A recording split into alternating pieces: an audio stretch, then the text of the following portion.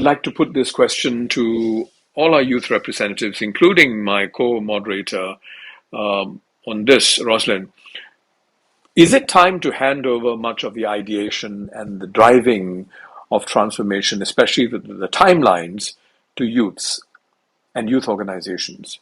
Is it, if you are given this responsibility, if youth groups are given this responsibility, if youth organizations are given this responsibility, do you think you are ready for it?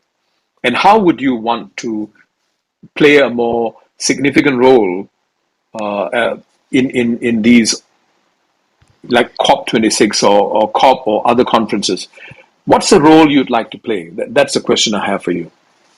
If I may, I believe that it's rather than turning all control or putting the responsibility in the hands of youth organizations, I think it's more so about integrating them into the process, into policy making, because there's absolutely no doubt that older generations have the experience necessary and may know a lot more about certain industries or what's really practical. And the youth can bring, new perspectives, new insights into things.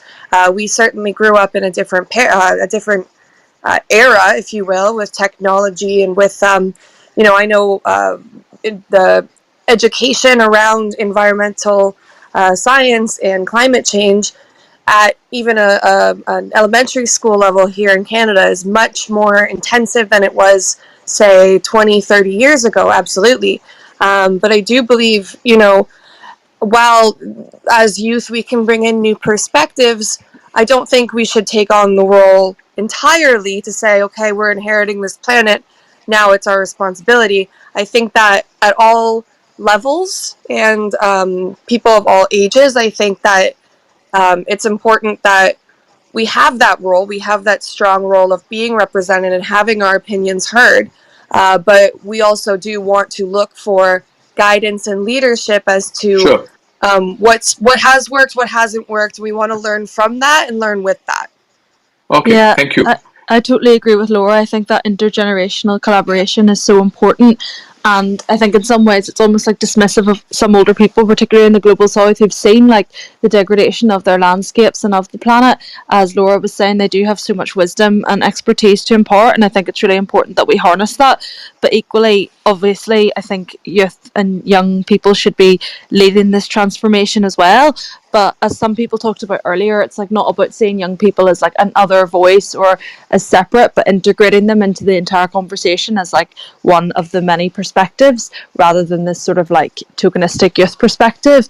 And I think it's really important that young people are given the toolkits and the resources to meaningfully engage when they're put into these rooms and spaces, that they're able to engage in an effective way that's actually useful. Because often what we find is that young people are kind of plunked into these rooms and then maybe they don't understand fully like their role or how they can leverage like the most effective outcome. So I think continuing to educate and equip young people is so important, and that's where intergenerational collaboration is so important, because we're looking at these ideas of like mentorship, reverse mentorship, and how we can continue to like skill and learn from. And how do you propose to have that mentorship?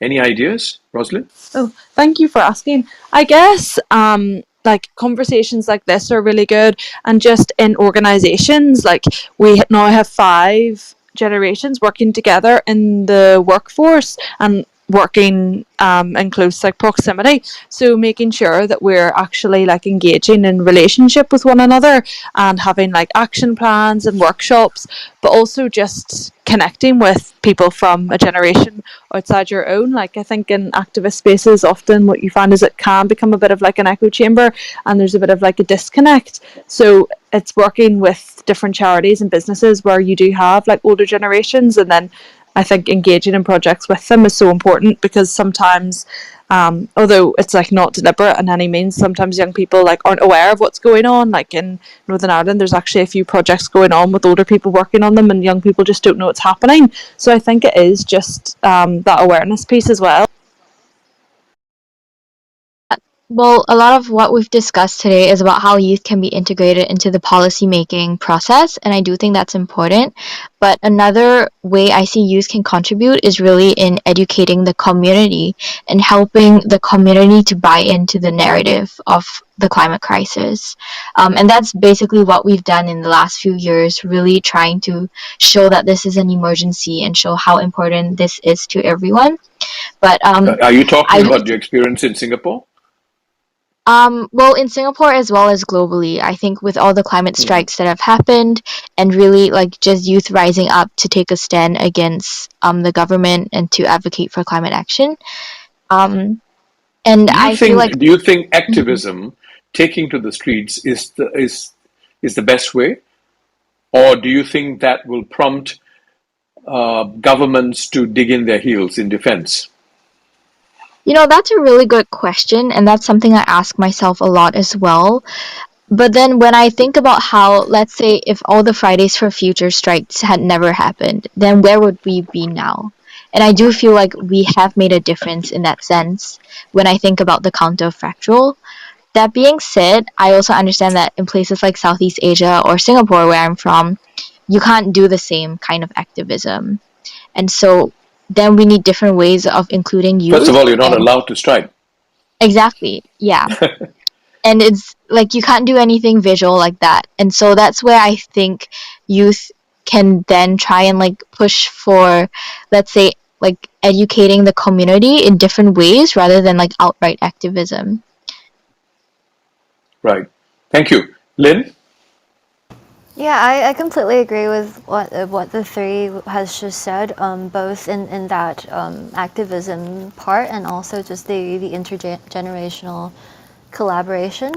Like I've said, sometimes youth, like I feel myself, I can be sometimes naive. Like there's a lot to learn in this world when it comes to politics or the economy, and youth play a different role from that. We might not understand most of those things even, but a key word I think you mentioned was ideation, which I Yeah. think youth can play a really powerful role in this. Say you were to design a solution, like a design thinking process, youth can play a crucial role in providing all these spectacular ideas, which when you kind of grow up into and become an adult, you kind of forget those creative solutions or even that kind of proactiveness.